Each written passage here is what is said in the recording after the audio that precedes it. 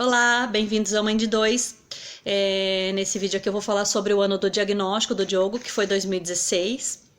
Ele tinha praticamente acabado de completar 2 anos, né, em novembro, então 2016, com 2 anos e alguns meses, minha mãe começou a se questionar e a me questionar sobre algumas coisas, algumas características, alguns comportamentos dele. E ela me perguntava: você não acha que ele dá mais trabalho que as outras crianças? Eu falei assim: não sei, mãe, eu só tenho ele de filho, pra mim é normal, né? Eu já estava acostumada, né, com ele, né? Óbvio. Então, ela começou a me questionar muito, até comecei a ficar um pouco estressada, porque a mãe nunca enxerga algum problema ou alguma coisa com seu filho, né? A gente não quer ver, não quer enxergar muitas vezes. E era o que acontecia comigo. E nessa época a gente começou a investigar, passar em otorrino para investigar sobre a audição dele, porque a gente chamava, batia palma: Diogo, Diogo, na hora de comer, Diogo, papá, Diogo. E ele não vinha, não respondia.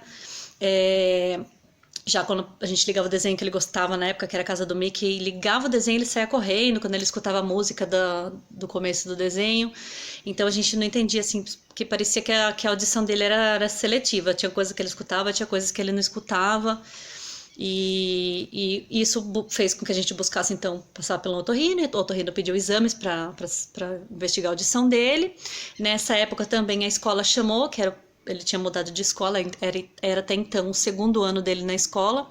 Ele tinha mudado então de escola e passado alguns meses a escola chamou a gente para saber como é que tava, se a gente passava em médico para saber se estava tudo ok, né? Por quê? Porque o comportamento dele em relação às outras crianças na sala de aula estava destoando, né? Ele ficava, não interagia, ficava lá no cantinho dele. Então eu chegava lá para chamar ele na escola, eu morria de chamar na porta e também ficava com vergonha porque ele nem olhava, parecia que não gostava da mãe, né? E Diogo, ele nem olhava na porta, porque ele estava, na hora de ir embora, ele estava vendo TV e ele era muito de TV, enfim. Aí nessa época, então, nós fizemos exame de audição, deu tudo certo. Ele também não falava nada, né? Não falava nada. Teve alguns inícios de vai falar, não, não vai falar, vai falar, agora vai falar, não, não vai falar. Então teve alguns inícios com regressões em relação à fala, mas ele não falava nada. Então, inícios já estávamos aí quase com 2 anos e meio. Já tínhamos feito exame de audição, tinha dado tudo ok. Nós passamos pela neurologista, né, para investigar, e até então eu não achava que ele podia ser autista, até porque eu não sabia o que era autismo, né, embora eu seja fisioterapeuta, não vi nada sobre isso também na faculdade, e eu atribuía esses comportamentos dele a de repente uma falta de amadurecimento por causa dele ter nascido prematuro, né, que eu até postei num outro vídeo, mas eu não achava que ele podia ser autista. Aí a neurologista passou então uma série de exames para a gente fazer e juntamente com os exames alguns testes, alguns questionários, né, comportamentais, pediu uma carta para a escola, pediu para a gente responder algum questionário comportamental lá no consultório e para trazer para casa um outro questionário também. E nesse responder do questionário eu já comecei a enxergar algumas coisas. Nessa época, depois do exame de audição e até por causa dele não falar, ele fazia fono já. Então, ele tinha começado a fazer fono fazia alguns meses, né? E nisso a gente estava passando com a neuro. E aí, até a gente retornar na neuro, de uma consulta para outra, que ela dava diagnóstico na segunda consulta, né? Quando a gente voltasse com os exames, nesse período deu para eu entender e para eu ter a certeza de que ele era autista, né? Uma dessas certezas vieram na própria fono, que a fono atendia bastante pacientes autistas, crianças, e ela, numa conversa com a minha mãe, não foi nem comigo, eu lembro que caiu minha ficha nesse momento, nesse exato momento, que ela falou assim pra minha mãe: ele tem um comportamento bem característico, né? E ela estava numa fase de investigação ali. E aí foi nesse momento que eu tive certeza. Não adiantou minha mãe falar, não adiantou a gente ir na primeira consulta de neuro, e foi nesse momento que caiu minha ficha. E foi nesse momento que iniciou o meu processo de luto, né? Que tem gente que fala que não tem gente que fala que tem, eu acho, né? Acho que cada um é cada um, né? Cada um recebe a informação de uma forma, e para mim teve realmente esse luto, foi bem difícil, né? Você receber é como se você recebesse uma tijolada na cabeça, né? Você tem que saber o que você vai fazer, e realmente para mim foi assim, tudo ficou meio sem graça, meio sem cor, fiquei meio sem motivação, sem vontade. como se fosse, eu acredito, uma depressão. Não sei que eu nunca tive depressão, mas eu tive uma fase, assim, um momento depressivo. Na época eu conversei com meu marido, para ele essa informação não foi tão impactante quanto para mim, mas para mim foi bem impactante, eu chorei bastante, eu fiquei bem para baixo. A minha mãe já tinha passado por esse período, porque enquanto eu achava que ele não era autista, não tinha nada, minha mãe já tinha visto, já tinha lido, já sabia que era, já teve luta e já tinha passado por isso, né, como vó, e eu como mãe então estava passando por isso, ela sabia como que era, porque ela já tinha passado por isso. Mas assim, não vou dizer que durou muito tempo não, porque é aquela coisa assim que fala, puxa vida, né? E agora? Porque aquela coisa básica, né? Que todo mundo acredito que passa por isso, quando você descobre que seu filho tem alguma coisa.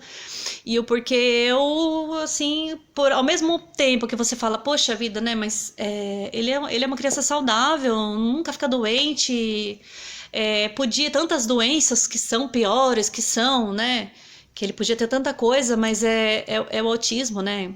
Então, mas por outro lado você também pensa, poxa vida, mas quantas crianças que realmente não têm nada, são saudáveis, então é muito difícil. Mas também talvez eu não me permiti ficar muito nesse clima, porque eu falei, sabe, secundou o filho lá de 2 anos e meio, que precisa muito de você. Meu marido sempre trabalhou bastante, vendedor, né? Sempre trabalha bastante o dia todo, então era eu e ele.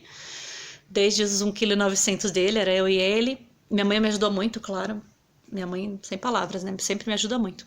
Mas eu falei assim, as pessoas acham que não tem escolha, né, nessa fase, mas a gente sempre tem escolha, né? E a minha escolha era ou eu deixo isso me abater, ou eu saio fazendo o que tem que fazer e não penso. E foi o que eu fiz. Eu nem pensei o que tinha que ser, o que não tinha que ser, o que ele ia ser capaz, o que ele não seria capaz. Eu não saí pesquisando nada na internet, e eu saí seguindo meu coração e acreditando nele. E então, a partir desse momento aí, a gente foi no retorno da neuro. Não foi impactante, porque eu já sabia que ele era autista até então, e daí, ok, a gente foi lá para confirmar o diagnóstico. Então a gente começou terapia ocupacional e passado alguns meses, ainda em 2016, a gente começou musicoterapia. Mas também teve uma coisa que foi muito difícil para mim, que eu não comentei, foi que na época, um mês antes do diagnóstico praticamente, eu tinha tirado o DIU, porque eu queria ir para tentar minha segunda gravidez, e eu tinha acabado de tirar o DIU, e quando saiu o diagnóstico também fiquei meio pirada, porque eu sabia que quando você tem um filho autista, a chance de ter um outro autista é uns 20%, e 20% e nada, né, é bastante. Então eu fiquei com esse medo, cheguei a pensar em passar por médica de genética, mas falei, ai, quer saber, eu levava 4 meses para eu agendar a consulta, aí eu falei, ai, deixa quieto, vamos que vamos fazer o que tem que fazer, e nisso a gente foi fazer o que tem que fazer. Eu levava então ele em fono, em terapia ocupacional, musicoterapia, levava ele no reiki, cromoterapia, e foi um corre-corre. Foi um corre-corre que, graças a Deus, surtiu muito resultado. Tanto que no mesmo ano, em 2016, né, ainda, quando chegou o final do ano, em dezembro, eu falei, nossa, ele evoluiu tão bem que eu tô disposta a seguir com o nosso plano de ter o segundo filho. E eu falei, já sei ser mãe de autista, se tiver outro autista, paciência, porque tem que ser, né? Porque Deus quis. E eu já sei ser mãe de um autista, eu sei ser mãe de 2. Não que a gente não tenha medo, mas enfim, né? É um risco que eu aceitei correr, porque eu sempre sonhei que ia ter 2 filhos, um casal, e foi o que eu tive, né? Então foi isso. Esse foi o ano de 2016 do diagnóstico do Diogo. Depois, num outro vídeo, eu vou falar sobre algumas características e sinais que ele tinha, que até então a gente não enxergava porque não conhecia.